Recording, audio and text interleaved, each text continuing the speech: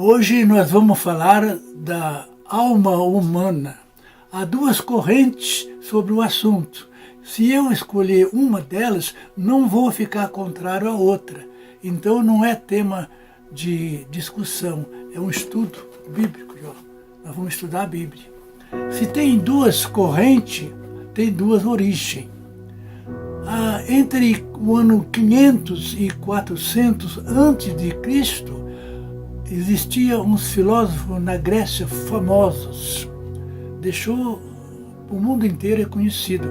Até hoje são elementos de estudo nas universidades, que é o Sócrates, o Aristóteles e o Platão. O Aristóteles, ele disse certa vez, o ser humano pensante, que tem ideias, não pode ser igual a um animal, um outro animal. Ele tem algo dentro de si que transcende isso. Apenas uma ideia filosófica. Mas, mais tarde, Roma achou isso importante. E, de fato, é importante. A Igreja Católica pegou isto como se fosse uma alma imortal dentro das pessoas. O católico, quando morre, a alma dele é imediatamente examinada. Se ele praticou crimes hediondos, crimes bárbaros no passado, a alma dele é direcionada direta para o inferno. Se tem pecado, mas está na graça de Deus, ele vai ser direcionado para o purgatório. Purgando esses pecados, posteriormente é levado aos céus. Os protestantes, uma parte da protestante, talvez um pouco maior, a maior parte, também acredita nessa alma que não morre. Mas um pouco diferente, porque não aceita o purgatório. Os protestantes acreditam que tem uma alma dentro de si que não morre, mas não sabe para onde ela vai. Deus toma conta depois. Mas como estudar então essa alma? O que ela é? É uma sombra? Ela é um espírito?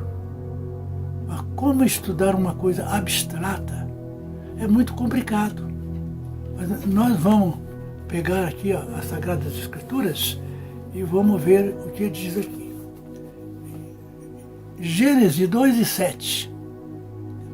Deus fez o homem do pó da terra, soprou em tuas narinas o fôlego de vida, e o homem foi feito alma vivente. Então, a alma vivente somos nós. Mas não é só esse texto, não. A Bíblia toda compartilha com isso. Vamos verificar aqui. Davi, quando orava a Deus, ele dizia, minha alma agradece ao Senhor. A pessoa dele, né? A pessoa. O livro de Ezequiel, 18:4, Deus está falando. Todas as almas são minhas. A alma que pecar, essa morrerá. No sentido de pessoas. Em Atos dos Apóstolos 2:41, diz que quase 3.000 almas se agregaram a Jesus.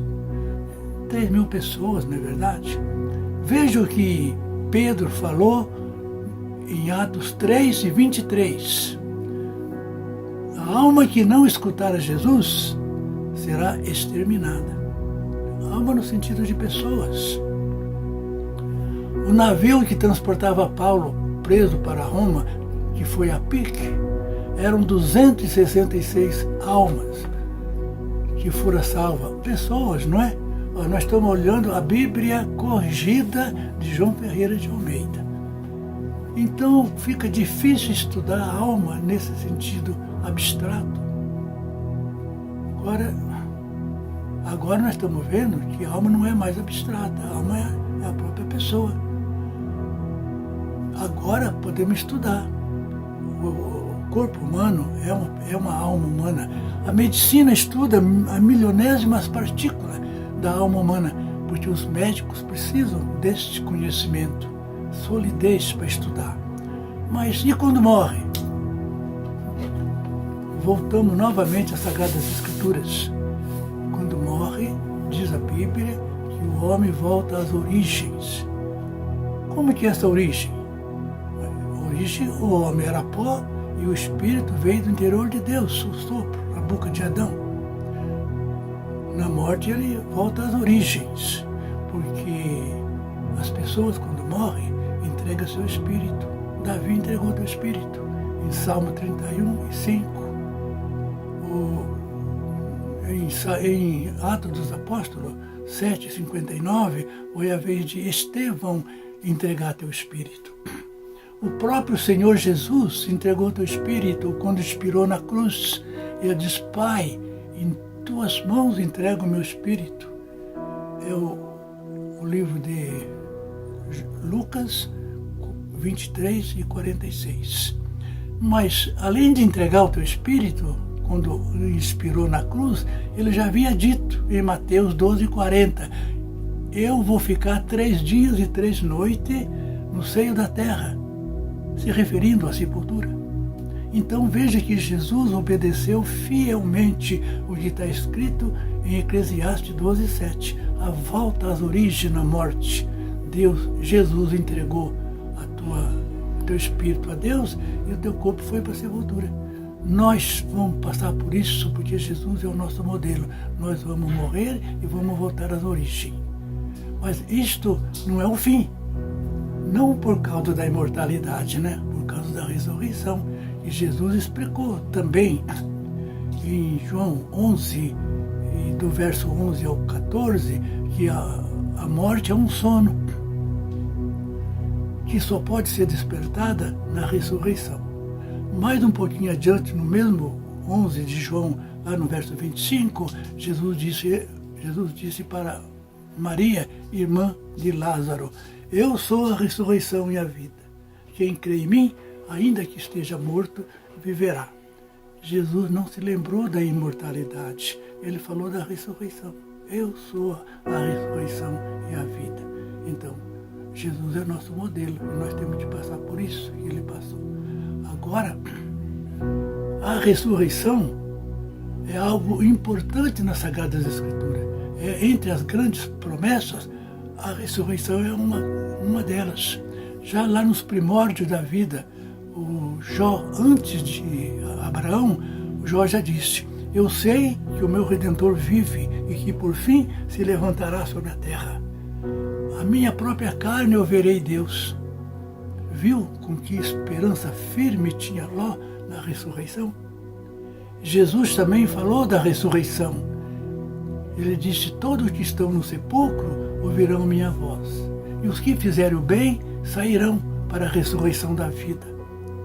Se a ressurreição é da vida, porque estávamos mortos. Preste atenção num detalhe que Jesus disse. Todos que estão no sepulcro ouvirão minha voz. Se alguém não está no sepulcro, poderá perder o chamado da ressurreição. Então, meu amigo, eu preparei lá nas Escrituras 10 versículos, bem curtinho, eu já estou terminando. Aqui, 10 versículos, do 1 ao 10. Se a imortalidade da alma for verdadeira, os 10 versículos aqui são falsos. Eu vou ler para você. Os vivos sabem que hão de morrer, mas os mortos não sabem coisa nenhuma. É o Eclesiastes 9:5. Se pegamos o mesmo capítulo até o versículo 10, está escrito, na sepultura para onde tu vai, não tem comércio, não tem indústria, não tem ciência, silêncio absoluto no sepulcro.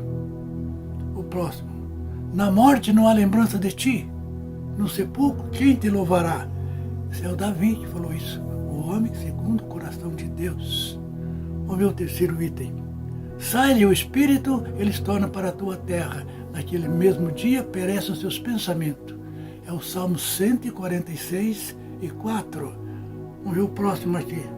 Acontecerá que toda alma que não aceitar a Jesus será eliminada. Então, a alma pode ser eliminada, não é? Próximo. Isso aí é o Atos dos Apóstolos 13:23. Veja agora o que disse Jesus. Os que forem dignos de alcançar a vida eterna serão chamados filhos da ressurreição.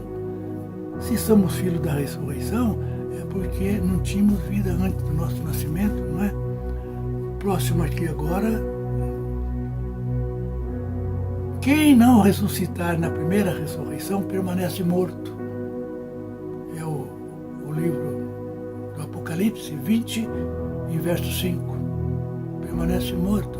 Então, se a alma fosse imortal, o apóstolo não teria falado isso. Vamos ver aqui agora. Sem ressurreição, os que dormirem em Cristo estão perdidos. Isso é o 1 Coríntios 15 e 18. Pronto. Sem ressurreição, estaremos perdidos. 1 Coríntios 15 e 18. Recompensa só na ressurreição dos mortos. É o Lucas 14 e 14. Paulo diz que eu estou correndo para ver se eu consigo chegar na ressurreição dos mortos. É o Filipenses 3 e 11. Agora, o último, eu já estou terminando. O último, no capítulo 11 do livro de Hebreus, Paulo nominou vários patriarcas, deu nome a eles, vários patriarcas. E por fim ele disse, todos os profetas, ninguém recebeu recompensa ainda. Quando ele diz todos os profetas, Enoque, Elias e Moisés estão juntos. E Paulo falou isso com base no Evangelho de Jesus, porque em João 3 e 13 está escrito que ninguém subiu ao céu, senão aquele que desceu do céu. Então, meu amigo, essa aí é a alma humana que somos nós mesmos. Então, mas veja bem, se você é um cristão que deixou a natureza humana, está vivendo a natureza divina, se você obedece o Evangelho do nosso Senhor Jesus Cristo, você é salvo, independentemente da corrente filosófica que você pensa. Mas Deus lá no céu, Ele fica muito feliz e nós vamos deixar nossa alma contente, jubilosa, quando deixamos as teorias filosóficas e apegamos a Bíblia 100%. Como é bom a gente obedecer a Bíblia 100%. Estou convidando você para isso. Amém.